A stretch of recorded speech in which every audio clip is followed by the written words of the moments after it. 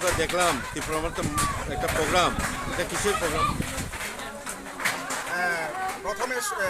Social মিডিয়াকে ধন্যবাদ জানাই এবং আজকে আমরা দশদা কাঞ্চনপুর ৩ নং স্বশাসিত জেলা পরিষদের কেন্দ্রে অন্তর্ভুক্ত কাঞ্চনছড়া ভিলেজ কাউন্সিল বুড়িহানপাড়াতে আগামী স্বশাসিত জেলা পরিষদ নির্বাচনকে সামনে রেখে আমরা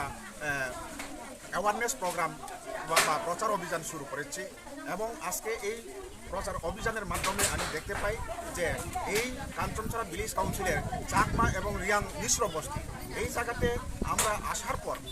আমরা খুবই আনন্দিত এবং উৎসাহিত যে আগামী স্বশাসিত জেলা পরিষদ নির্বাচনে স্বতঃস্ফূর্তভাবে তাদের মনে প্রাণে মহারাজাকে উপহার দেওয়ার জন্য এবং মহারাজার আদর্শ এবং উদ্দেশ্যকে সাফল্যমণ্ডিত গড়ে তোলার জন্য যে তাদের যে সহযোগিতা, তাদের যে অঙ্গীকারবদ্ধ, সেটা দেখে তাদের যে মনের যে ভাব, মনের যে ইচ্ছা, সেটা দেখে আমরা খুবই উল্লাসিত এবং আনন্দিত। কাজেই আমরা আশাবাদী যে এই ৩ নম্বর দশদা কাঞ্চনপুর এডিসি কেন্দ্রের মধ্যে আমরা নিশ্চিত যে আগামী স্বশাসিত জেলা পরিষদে নির্বাচনে আমরা জয়যুক্ত করার জন্য যে একটা আশাবাদী। কেন এই জনগণের যে উল্লাসিত, তাদের যে উৎসাহ উদ্দীপনা যে দেখে আমরা খুব একটা দৃঢ় বিশ্বাস এবং এইভাবে আমরা শুধু এই কাঞ্চনছড়া নয়, সমগ্র কাঞ্চনপুর এলাকার যে ৩ নম্বর স্বশাসিত জেলা পরিষদের মধ্যে আমরা আজকে অনেক দিন থেকে আমরা আরম্ভ করেছি এবং আজকেও পরবর্তী এই প্রোগ্রামের শেষের পরে আমরা খুমপুই ভিলেজ কাউন্সিলের মধ্যে আমরা বিকাল ৩টার সময় আবার এইভাবে অ্যাওয়ারনেস প্রোগ্রাম করার জন্য আমরা যাব। কাজেই এইভাবে আমাদের যে ত্রিপুরামথার কর্মসূচি এবং ত্রিপুরামথার যে উদ্দেশ্য, সমস্ত ত্রিপুরা রাজ্যের এডিসি এলাকার মধ্যে যারা বসবাস করে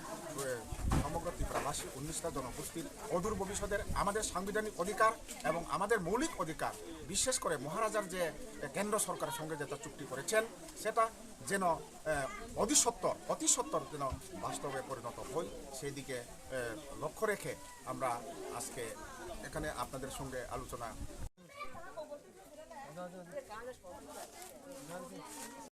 অনেক বক্তারা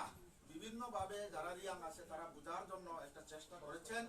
এবং এখানে কিছু কিছু চাকমা সম্প্রদায়ের মধ্যেও এখানে রয়ে গেছে, যার জন্য আমি দু একটা কথা বাংলা এবং দু একটা কথা রিয়াং ভাষায় বিশ্লেষণ করার জন্য চেষ্টা করব। ১ নাম্বার, আগামী স্বশাসিত জেলা পরিষদ নির্বাচনে যদি এই ত্রিপুরা রাজ্যে বিজেপি সরকার যদি আসে, তারা যদি ক্ষমতায় দখল করতে পারে,